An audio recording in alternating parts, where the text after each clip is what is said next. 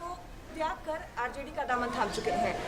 श्याम जी, आपने जेडीयू का त्याग किया है, जेडीयू को छोड़ दिया है, राजद में सदस्यता ले ली है, घर वापसी हुई है, कैसा लग रहा है? देखिए, मैं एक बात कहूँ, छोड़ना और आना इससे ज़्यादा महत्वपूर्ण है कि भारत के संविधान की रक्षा करना। और जिस तरह से जो दल अपने दल की संविधान की रक्षा नहीं कर पा रहा हो, वो देश की रक्षा क्या कर पाएगा, राज्य की रक्षा क्या कर पाएगा। इसलिए वहाँ पर रहना, यानी कि जो हमारे लोग जिस तरह से सशंकित, लाचार, बेबस, बेहाल रहे, और उसी तरह से मैं उससे घुट-घुट करके उसके समाधान करने के लिए प्रयास करवा रहा था, लेकिन सिर्फ आश्वासन मिलते गए, उसका कहीं पर नहीं हो पाया। क्योंकि वो बार बार बोलते रहे कि बजट हमने बनाया है। बजट बनाया है, एक्सपेंडिचर क्यों नहीं कर रहे हैं?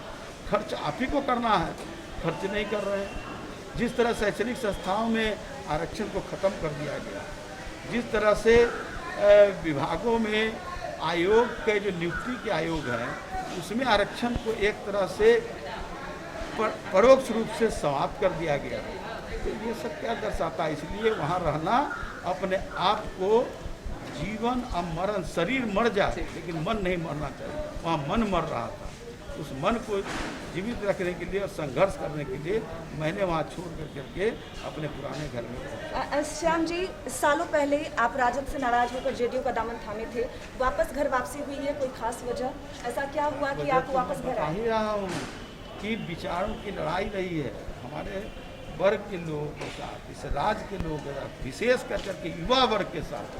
जिस तरह से अन्याय हुआ, उनका उपहास हुआ, उसका हम अनदेखा नहीं कर सकते। सालों पहले राजद से जो नाराजगी थी, क्या वो खत्म हो गई? देखिए, राजद से नाराजगी कुछ था, वो हमने अपने उस समय बात को कहा था।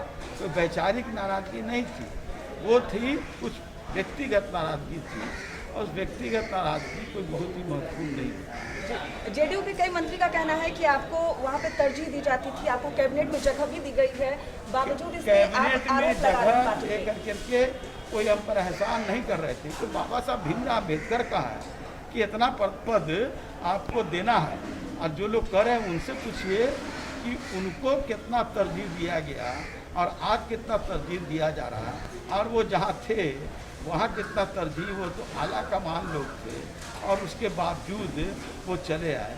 इसलिए श्याम रजक को तरजीह, मैं तो चंद्रशेखर जी का उपज हूँ, और चंद्रशेखर जी की उपज होकर के मैंने कई संघर्ष का, देश भर में मैंने संघर्ष किया, इसलिए मुझको कोई दे नहीं सकता। मैंने तो दिया है, मैंने देने का काम किया। हमने, हमारा उपयोग हुआ है, हमारा दुरुपयोग हुआ है, हमारा लोगों ने हर तरह से उपयोग करने का काम किया।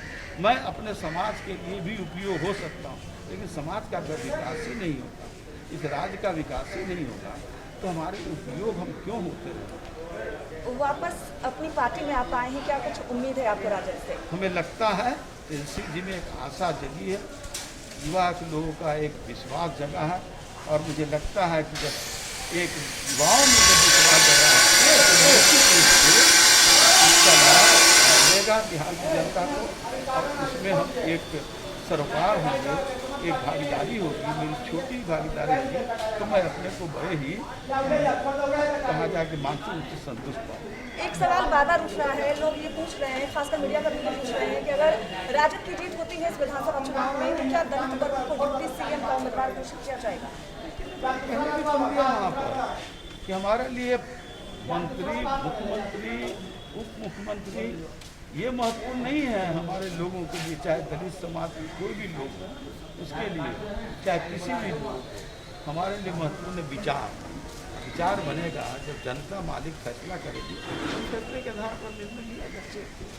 तो ये थी श्याम रजक, जिनका साफ कहना है कि पार्टी में उनकी उपेक्षा की जा रही थी, पार्टी में, जेडीयू पार्टी में जातिवाद राजनीति की जा रही थी, और जो दलित हैं उनकी उपेक्षा की जा रही थी। यही वजह है कि वो पार्टी से नाराज थे और वापस उन्होंने अपनी घर वापसी की है और राजद का दामन थाम लिया है। अपने सहयोगी पशुपति के साथ विनीता मिश्रा, पटना।